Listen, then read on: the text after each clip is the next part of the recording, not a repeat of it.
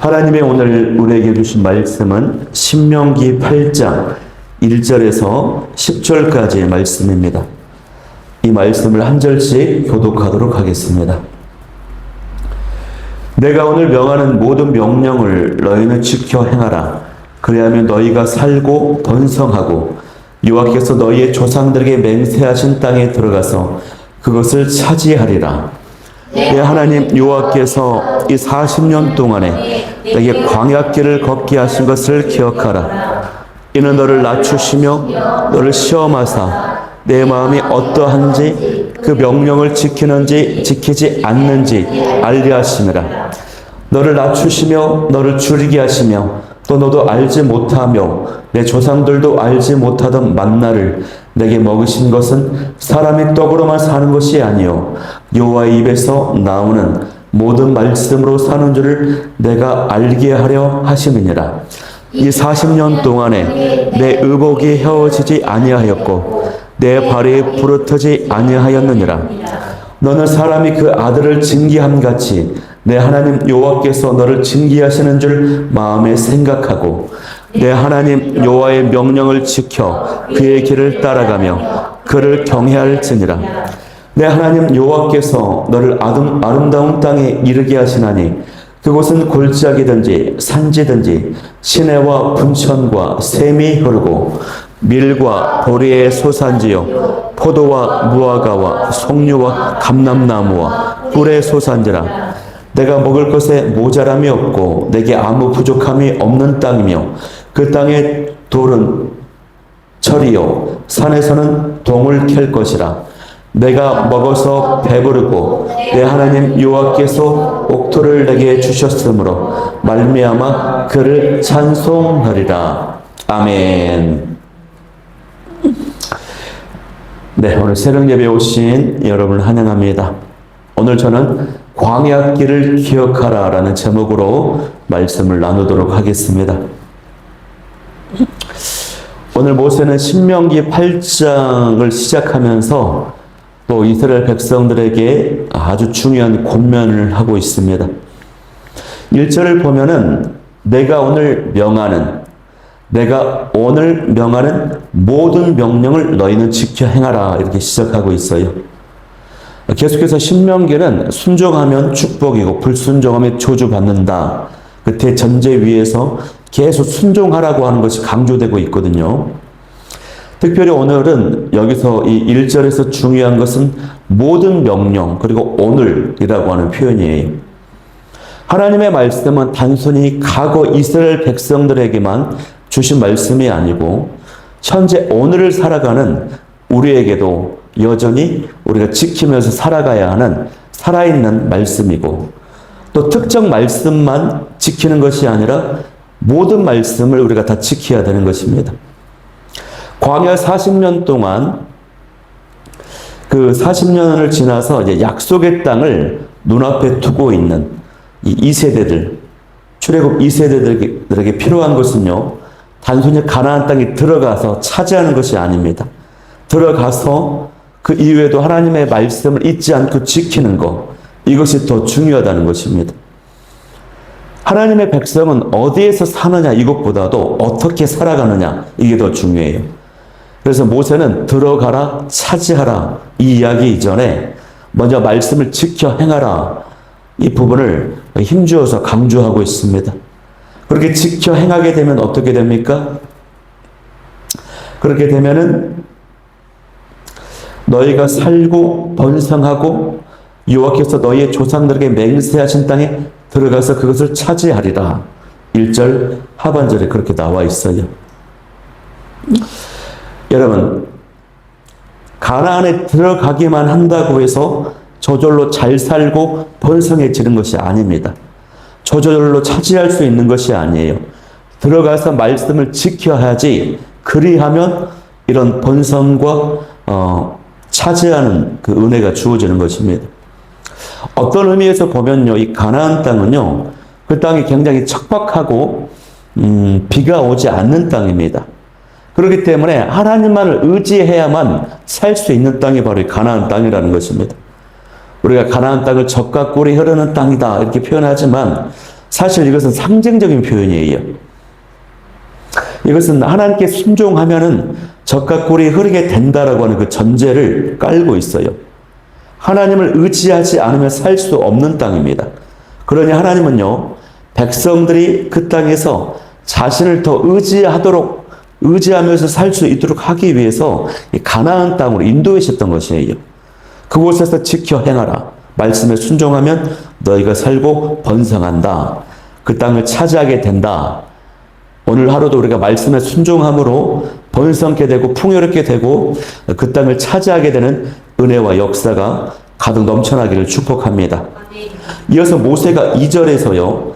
40년 동안에 내게 광야길을 걷게 하신 것을 기억하라고 말씀하고 있어요. 성경에서 특별히 신명기에서 반복해서 말씀하고 있는 게 뭡니까? 기억하라는 것입니다. 인간은 너무 쉽게 잊어버리는 존재이기 때문에 그래요. 받은 은혜를 잊어버리고 하나님의 행하신 그 능력을 쉽게 잊어버리는 존재입니다. 잊어버리게 되면 어떻습니까? 불평이 나옵니다. 원망하는 것이 나와요. 그러나 기억하고 간직하면 감사가 나오고 찬양이 나오는 것입니다. 하나님께서 이 광야길을 걷게 하신 이유에 대해서 설명하는데 너를 낮추시며 너를 시험하사 내 마음이 어떠한지 그 명령을 지키는지 안 지키는지를 알려하려 하심이라 2절 말씀에 그렇게 나와 있어요. 어제 우리가 주일 말씀에서도 살펴보았지만 어떻습니까? 교회가 어떤 재료로 건축이 되어 있는지 좋은 재료인지 아닌지를 알게 하기 위해서 하나님의 불시험을 주신다고 했습니다. 주님의 주인된 교회인지 사람이 주인된 교회인지를 확인하기 위해서 이 불시험이 필요해요. 그런데 이 시험은 단순하게 하나님이 몰라서 확인하신다라고 하는 그런 의미가 아닙니다. 광야라고 하는 이 상황을 통해서 그들의 마음속에 무엇이 있는지를 드러나게 하시고 훈련시키셔서 성장시키게 하시기 위해서 시험하시고 광야의 훈련을 주신다라고 하는 뜻이에요. 이 시험은요, 통과를 못하면 벌을 받는다.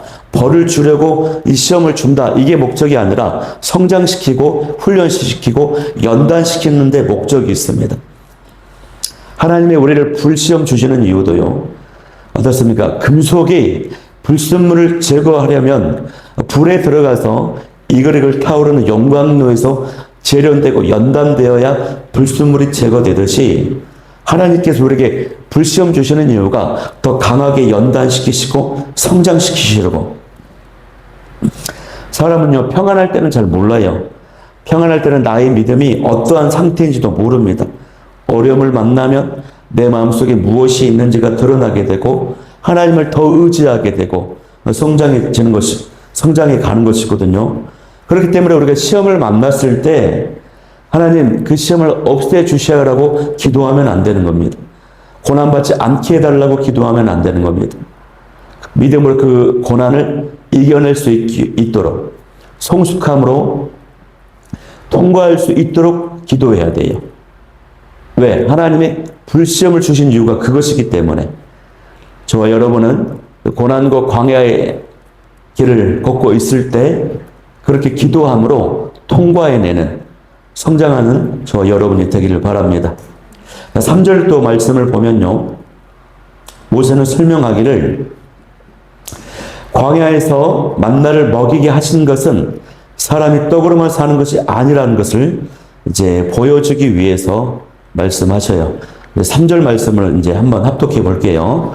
시작. 너를 낮추시며 너를 줄이게 하시며 또 너도 알지 못하며 내 조상들도 알지 못하던 만나를 내게 먹이신 것은 사람이 떡으로만 사는 것이 아니요 여호와의 입에서 나오는 모든 말씀으로 사는 줄을 내가 알게 하려 하심이니라.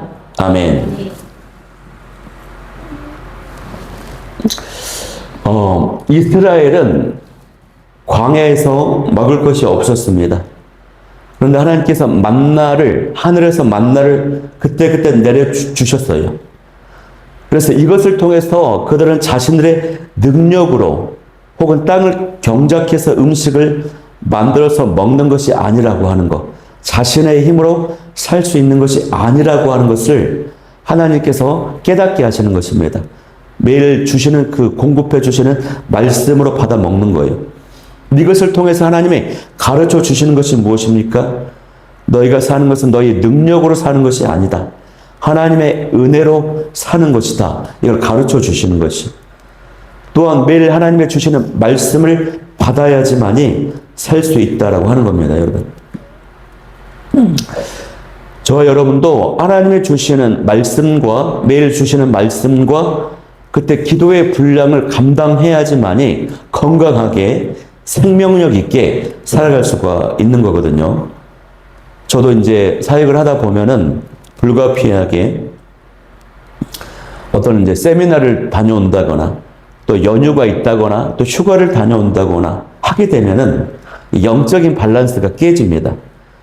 그럼 또 기도로 또 다시 회복을 해야 돼요. 그래서 어떨 때는 가끔씩 때를 쓸 때가 있어요. 하나님, 제가 놀다 온 게 아니고 교육 받느라고 내게 주어진 말씀과 기도 분량을 못 채웠어요. 그래도 아닙니다. 그 분량을 채우지 않는 만큼 그 영성의 열도가 약해집니다. 이거 그냥 법칙이에요, 법칙. 중력의 법칙이 있듯이 자연계의 자연 법칙, 물리 법칙이 있듯이 영적인 법칙입니다. 그래서 우리 교회 본교회 목사님께서도 자주 하시는 말씀 중에 하나가 우리 성도의 삶은 기도의 하루살이로 살아야 된다는 거예요. 오늘 하루 기도해야 그 기도의 힘으로 오늘 하루 건강하게 승리하며 살 수 있다는 것입니다. 어제 심었던 기도는 소용없어요. 어제 심은 기도는 어제의 몫에 불과한 겁니다. 오늘은 새롭게 오늘 주신 말씀과 기도로 감당해야 승리할 수 있다는 굉장히 깊이 공감이 되는 말씀이에요. 그래서 가장 성공적인 성도의 삶이 뭐다? 그날 하루하루 말씀과 기도로 인도함 받으면서 주신 말씀을 실천하고 적용하면서 삶으로 살아내는 성도. 이 성도가 가장 성공적인 성도라고 하는 거예요. 그래서 우리가 인생을 돌아보면요. 하나님께서 말씀을 주실 때 하나님께서는 평생을 붙들고 가게 하시는 말씀을 주실 때가 있고요. 어떤 경우에는 자녀들이 이제 30년의 한 세대이기 때문에 30년을 붙들고 가게 하시는 말씀이 또 있는 경우도 있습니다. 소위 또 10년짜리 말씀, 또 5년짜리 말씀, 1년짜리 말씀. 예를 들면 송구 영신 예배 때 약속의 말씀을 주시잖아요. 이런 경우는 1년을 붙잡고 가는 말씀. 또 주일 말씀은 우리가 일주일을 붙잡고 일주일의 방향을 결정하고 인도함 받는 그런 말씀인 것입니다. 새벽에 이런 큐테는요, 하루하루 인도함 받고 가는 거예요.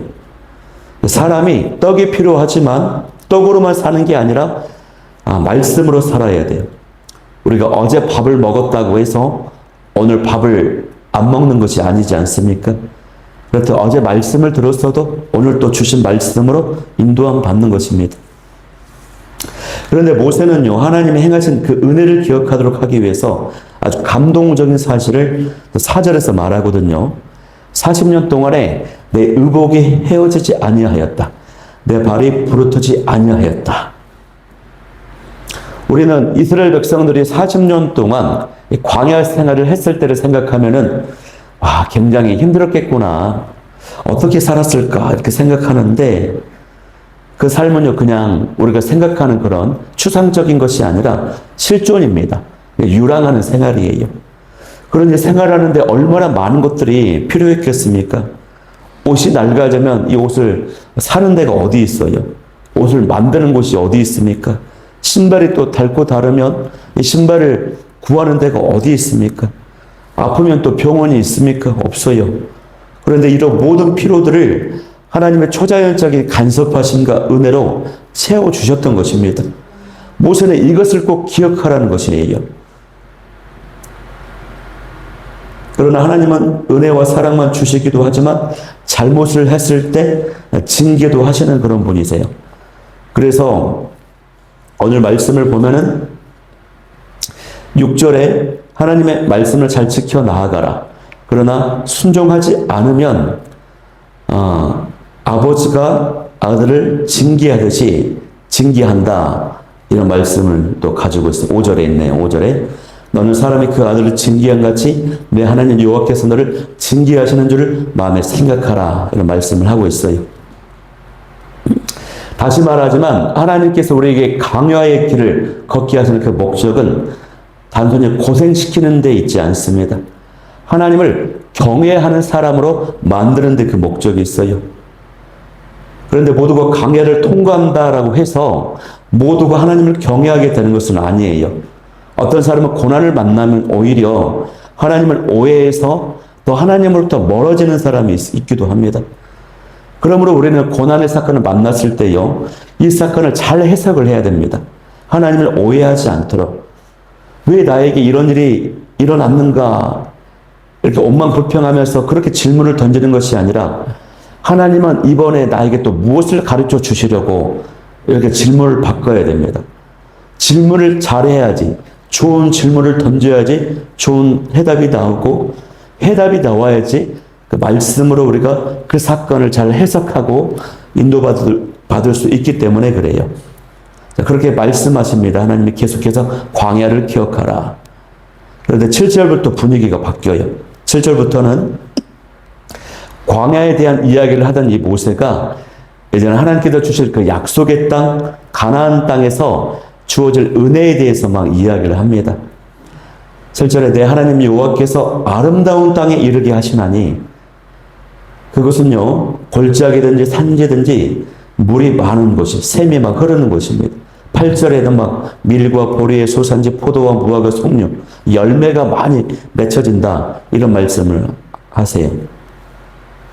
광야 땅과 비교하면 가나안 땅은요, 완전히 다른 세상입니다. 광야는 모든 것이 부족했고 메마른 곳인데 가나안은 풍족해요. 여기서 우리가 주목해야 될 것이 있습니다. 그것은 하나님께서는 자기 백성을 영원히 광야에 두는 분이 아니라는 것입니다. 반드시 광야에는 목적이 있는데 그 광야를 통과하면 가나안 땅, 약속의 땅으로 인도함 받게 된다는 것이에요. 그런데 바로 가나안 땅에 가는 것이 아니라 반드시 광야를 통과해야만 되는 것입니다. 우리 인생에도 광야의 시간이 있는데 우리 인생에도 광야의 시간에서 끝나는 것이 아닙니다. 하나님께서는 때가 되면 반드시 가나안 땅, 약속의 땅, 새로운 땅으로 인도해 주신다고 하는 사실을 꼭 기억할 수 있기를 바랍니다. 그런데 더 중요한 것은 가나안 땅의 그런 풍요로움과 이렇게 물이 넘쳐나는 이 풍요로움 자체가 아니라 이 과정을 통해서 결국 하나님은 우리 백성들이 하나님을 찬송하게 만들고 예배하게 만드는 예배자가 되게 하신다는 데 있어요.